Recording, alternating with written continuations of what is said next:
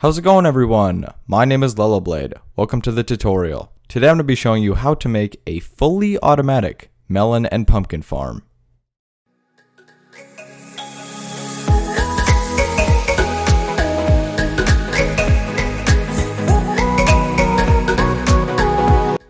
Before we get into it, remember to subscribe, hit the bell, and leave a like, as I'd really appreciate it. So as you can see here, this is the design for the fully automatic melon and pumpkin farm. As you can see, that was the mechanism in action right there. And a basic overview of said mechanism is essentially a pumpkin or melon will grow, the detector will detect it, and then a piston will come down and break that, and a minecart hopper, as you can see down here, will come by and grab all the drops from the broken pumpkin or melon block, and then we'll filter them into this collection system chest. There are a total of 36 plants, so yes, lots and lots of productivity. And as you can see, the redstone mechanism is fairly simple and not too expensive, as well as the second part of the redstone mechanism, the minecart system. So yeah, it's a fairly simple design, nothing crazy beyond what meets the eye, easy to build. And the best thing about this farm are the rates. The rates are absolutely incredible. Now, in talking about rates, we have to be clear about how you choose to make this farm. If you make this farm completely melon, you will get roughly 965 melon per hour. For some reference, that's about 15 stacks and 4 melon. That is ridiculous. So again, just an hour of being in the area with this farm loaded, you will get roughly 15 stacks of melon. Insane. Now, if you make the farm all pumpkin, you will get roughly 147 pumpkins per hour.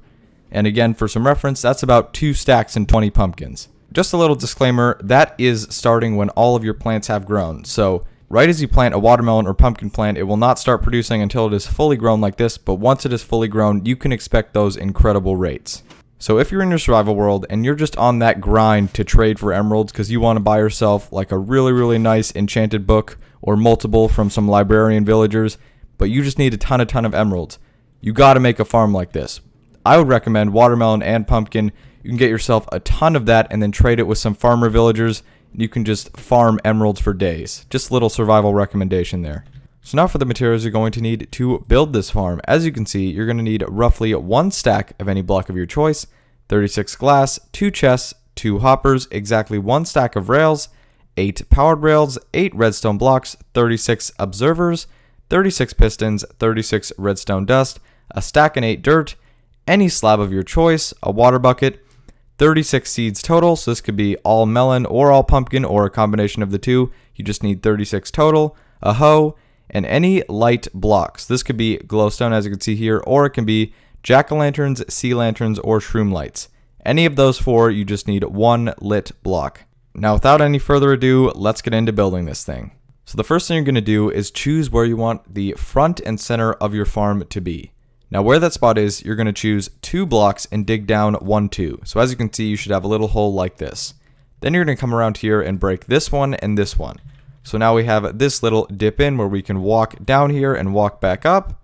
And this is going to be where we come down to collect our drops. Next thing you're going to do is break 1, 2, 1, 2, 1, 2, 1, 2, like so. You should have a hole that looks like this. Now you're going to take your 2 chests and place them 1, 2, like so, creating a double chest. And you're going to come around right behind the chest and shift click each of your 2 hoppers into the back of your double chest.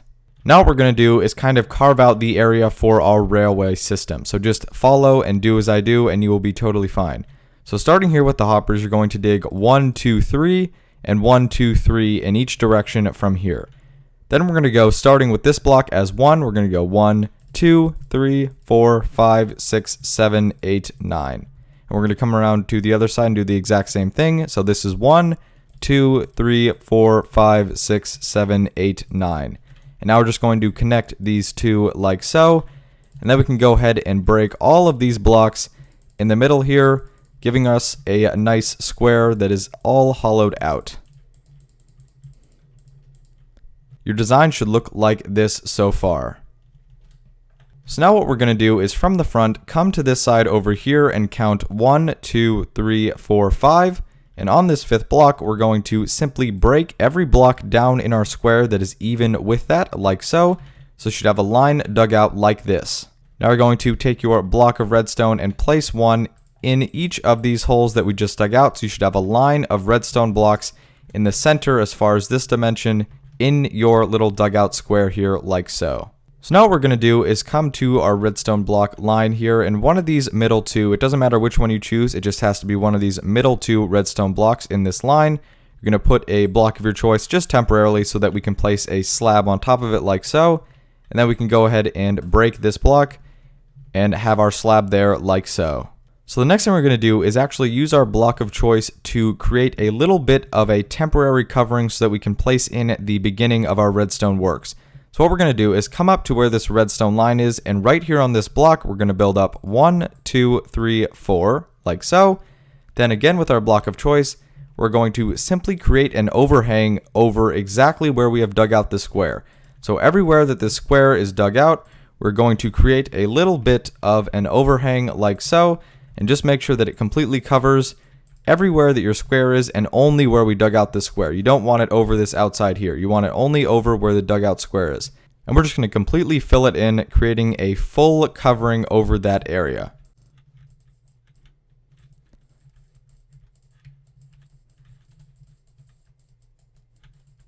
Like so, you should have an overhang, and you can simply come over here and destroy this initial pillar we made. Again, make sure to collect all of these block of choice, because we're going to be reusing them later on in a more permanent design on this outside shell here. So next thing we're going to do is take your light block of choice. So again, your choices are glowstone, jack-o'-lanterns, sea lanterns, or shroom lights. For this example, I'm just going to be using glowstone. And right above where we have our slab here, the same exact block, just right up against our artificial ceiling we created, you're going to place that there. Next, you're going to take your pistons and simply place them diagonal everywhere from the glowstone. So it really doesn't matter exactly how you do this, it just has to be a checkerboard design. So every single point of the square here, diagonal from each other, you're going to place pistons like so.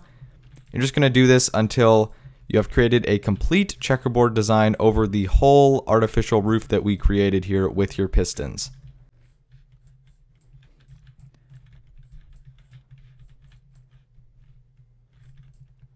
So again, there's not like one specific method of how to do this. Just make sure you have the same end result, and I would go back and check it a few times, that you have pistons diagonal from each other everywhere, and you have a complete checkerboard pattern with the glowstone counting as a piston, all along with our artificial ceiling that we created. And with your pistons, again, the wood part or the front of it should be facing downwards towards the ground. So yeah, just make sure that the wood is facing down. You probably already got that by now. And so now with our pistons like this, we can actually come on up over here and destroy our artificial ceiling that we created with our block of choice. And again, just simply collect all this block of choice, because you're going to be reusing it for the shell of the design later on.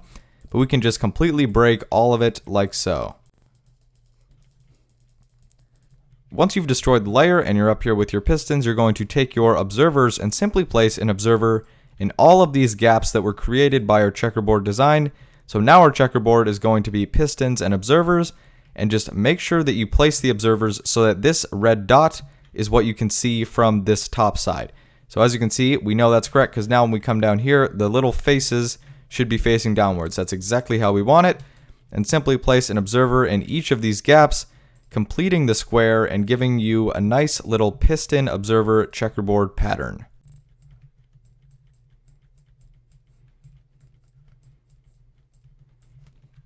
As you can see, your final design for this kind of ceiling redstone should look exactly like this.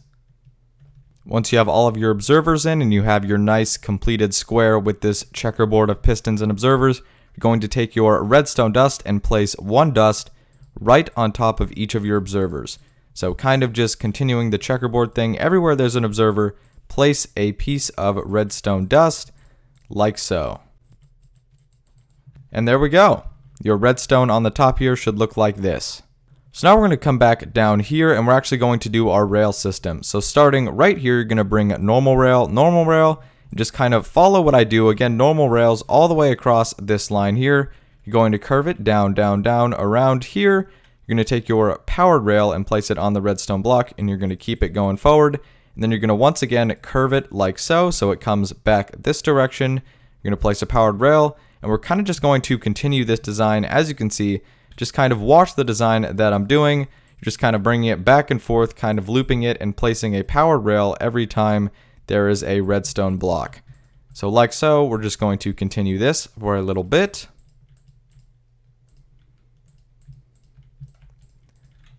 And make sure when this happens, you can just simply break that and make sure that it's correct. So that might happen a little bit. Just simply correct it like so. You're going to bring powered rail again. And so now here at the end, we're going to do this final little loop here, place our final powered rail, and then we're just going to simply connect this up with where we started. So as you can see, you should have a complete railway system that is infinite, not really a loop, but it infinitely going, looping around, around, around.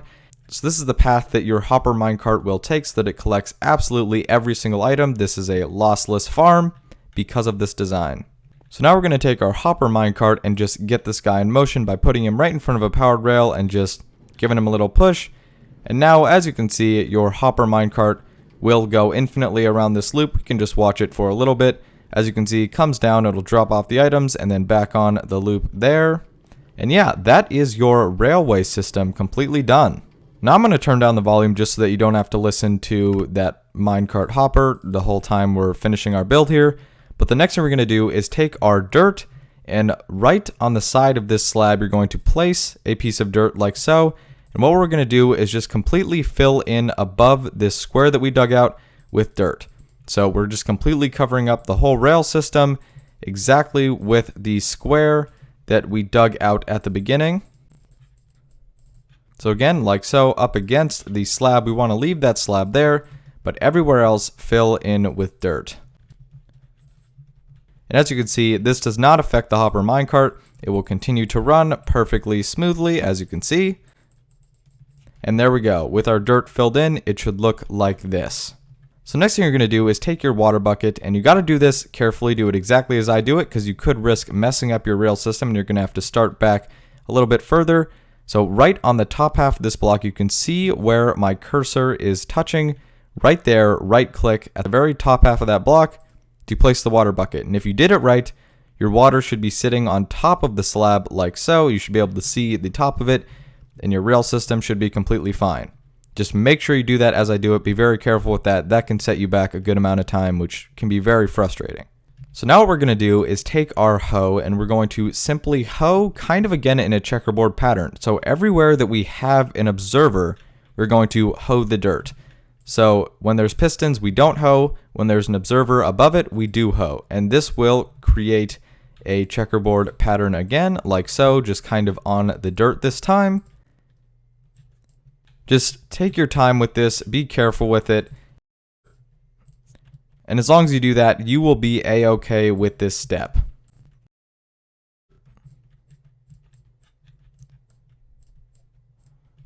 And so there we go. Again, I would just do a quick double check after you're done, just to make sure you have a complete checkerboard pattern and have the hoe dirt below where your observers are.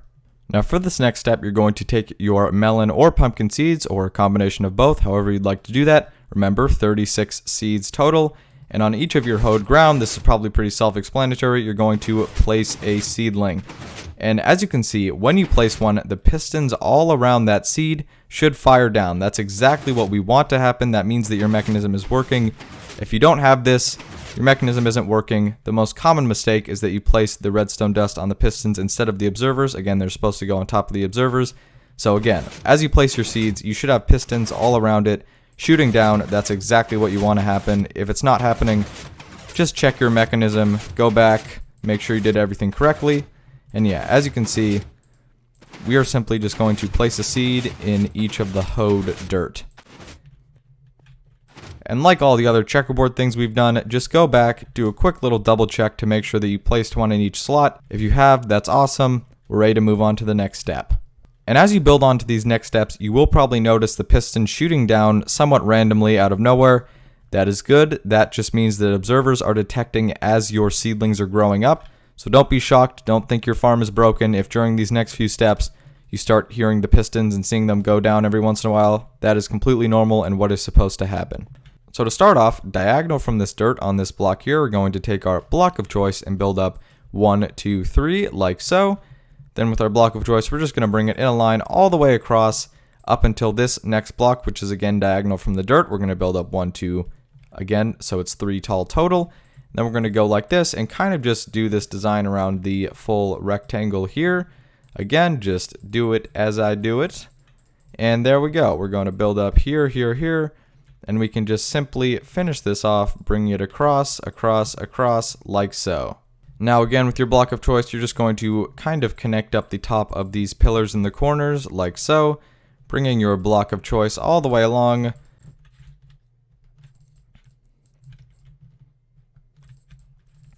Alright, and as you can see, that is what it should look like on each side. And now finally, we're going to take our glass, and in each of these open kind of lines of blocks that we didn't place in, you're going to place your glass blocks. Make sure they're glass blocks, not glass panes. You need glass blocks in this spot. And you're going to just kind of fill in each of these lines that we left hollow before. And then down here, when we come down to our collection system, we're going to place 1, 2 glass right above the chest. You'll still be able to open the chest and you'll be able to see into your minecart system just to check on everything. And with that, you have completed your fully automatic melon and pumpkin farm. As you can see, this is the final design. Again, very compact, fairly simple, fairly cheap, very, very, very efficient. And yeah, with that being said, you have reached the end of the tutorial. I hope this video was helpful, as that is always the #1 goal. Thank you so much for watching. Be sure to subscribe and hit the notification bell so you don't miss a thing. Drop a comment if you have any questions, concerns, or need any clarification on anything shown in this video. If this video helped you, slap a like on it because it really helps me out a bunch. Check out my second channel, Lellowblade Extras, for even more Minecraft content. I have been Lellowblade, and until next time, peace. Through the wastelands, through the highways, and